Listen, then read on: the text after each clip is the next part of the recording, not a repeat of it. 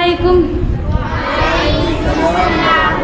نحمدہ ونصلی علی رسولہ الکریم اما بعد پتا پتا بوٹا بوٹا حال ہمارا جانے ہے کہ پتا پتا بوٹا بوٹا حال ہمارا جانے ہے نہ جانے گل ہی نہ جانے باغ تو سارا جانے ہے۔ سامعین اکرام، آج کے اس تاریخ کی جشن آزادی کے موقع پر آپ حضرات نے جس عنوان پر مجھے تقریر کرنے کی ہدایت کی ہے، سچ بات تو یہ ہے کہ میں اس کی اہل نہیں ہوں اور نہ میرا مطالعہ اتنا وسیع ہے کہ ہندوستان سے لے کر کے اب تک کی تاریخ کو بیان کروں۔ برادران ملت، یوں تو مسلمانوں کے خلاف باطل فرقہ پرستوں کی طرف سے برابر طوفان آیا، فتنہ و فساد کا سیلاب آیا، مگر حق پرستوں کی جانباز قوم نے باطل طاقتوں کا رخ ہمیشہ کے لیے دشمنوں کی طرف موڑ دیا۔ آج عالمی پیمانے پر مسلمانوں کے خلاف سازشیں ہوتی ہے، ان کے خلاف تحریکیں چلتی ہے، مسلمانوں کو ہر ملک میں ظلم و ستم کا نشانہ بنایا جا رہا ہے۔ یہ ٹکراؤ ہمیشہ ہوتا رہے گا کیونکہ حق و باطل کا معرکہ ہے، نور و ظلمت کا معرکہ ہے، توحید و شرک کا معرکہ ہے، کفر و ایمان کا معرکہ ہے جو تا قیامت جاری رہے گا۔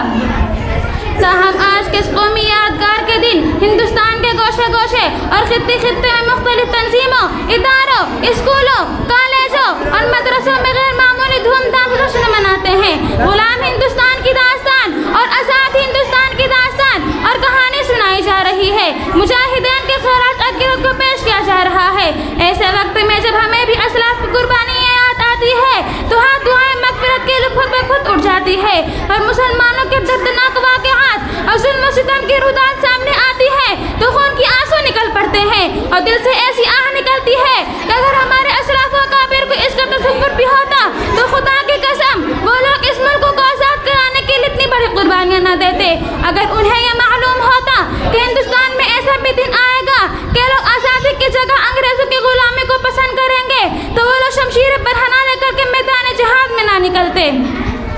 جن مسلمانوں نے تحریک آزادی میں اپنے لہو سے مادر وطن کی پیاس بجھائی تھی، پھانسی کے پھندوں پر آزادی کا نعرہ بلند کیا تھا، جن مسلم حکمرانوں نے 700 سالہ تاریخ میں ہندوستان کو دولت و ثروت سے مالا مال کر دیا تھا، انہیں سونے کا چڑیا بنا دیا تھا، جن مسلمانوں نے ہندوستان میں اتحاد و اتفاق کا چمن لگایا تھا، ہندو مسلم ایکتا کا چراغ روشن کیا تھا، انہیں آج غدار کہا جا رہا ہے، دیش کا دشمن بتایا جا رہا ہے۔ انہیں کیا معلوم تھا جس ہندوستان کی آزادی کے لیے سید احمد شہید اور شاہ اسماعیل شہید نے اپنی جان دی؟ انہیں کیا معلوم تھا اس ہندوستان کی آزادی کے لیے تمام علماء کرام اپنی جان دی؟ انہیں کیا معلوم تھا اس ہندوستان کی آزادی کے لیے شیخ الاسلام نے اپنی جان دی؟ انہیں کیا معلوم تھا اس ہندوستان کی آزادی کے لیے 1957 میں 51,000 علماء شہید ہوئے؟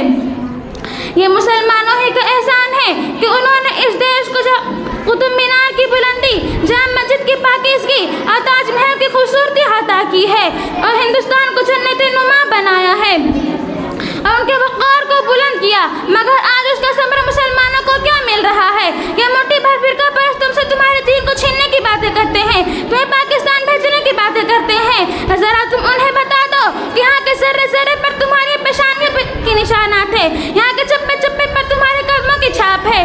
آج اس ملک کو آزاد ہوئے 78 سال ہو چکے ہیں، لیکن اس 78 سالہ کے دور آزادی کے ارباب حکومت نے مسلمانوں کے ساتھ کس طرح غیر مسافیانہ رویہ اختیار کیا ہے، ظلم استبداد کے کیسے کیسے ہتھیار استعمال کیے ہیں، ان کی ایک درد بھری داستان ہے اور سینکڑوں فسادات ہمارے سامنے ہیں۔ جب ہم انہیں یاد کرتے ہیں تو کلیجہ منہ کو آتا ہے، ہم گونگے پڑ جاتے ہیں، ہمارے پاؤں تلے سے زمین کھسک جاتی ہے۔ ہائے کیسی آزادی ہے جس سے ہمارے جان و مال محفوظ نہیں، ہماری عزت و آبرو کو پیشاب خون مارا جا رہا ہے، ہمارے حقوق کو پامال کیے جا رہے ہیں، ہمارے آبادی کو پرکھنڈت میں تبدیلی کی جا رہی ہے، ہمارے مساجد و مکاتب کو مسمار کیا جا رہا ہے۔ کیا یہ جمہوریت کا خون نہیں؟ کیا سیکولرزم کا مذاق نہیں؟ کیا دستور آزادی کے خلاف ورزی نہیں؟ آج یہی ہو رہا ہے، ہم سے مذہبی آزادی چھینی جا رہی ہے، مسلم پرسنل لا کو ترمیم کرنے کی کوشش کی جا رہی ہے۔ ہم ایوان حکومت تک یہ بات پہنچا دینا چاہتے ہیں اور ارباب اقتدار کو آگاہ کر دینا چاہتے ہیں کہ ہم سب کچھ برداشت کر سکتے ہیں لیکن مسلم پرسنل لا میں ذرہ برابر بھی مداخلت برداشت نہیں کر سکتے ہیں۔ زمین ٹوٹ سکتی ہے، آسمان پھٹ سکتا ہے، سورج اپنی روشنی کھو سکتی ہے، لیکن قرآن دستور مسلم پرسنل لا میں نہیں ہونے دیں گے۔ خدا فرمان نہ بدلا جائے گا، ہے قول محمد قول خدا فرمان نہ بدلا جائے گا، بدلے گا زمانہ لاکھ مگر قرآن نہ بدلا جائے گا۔ اب میں اسی چند باتوں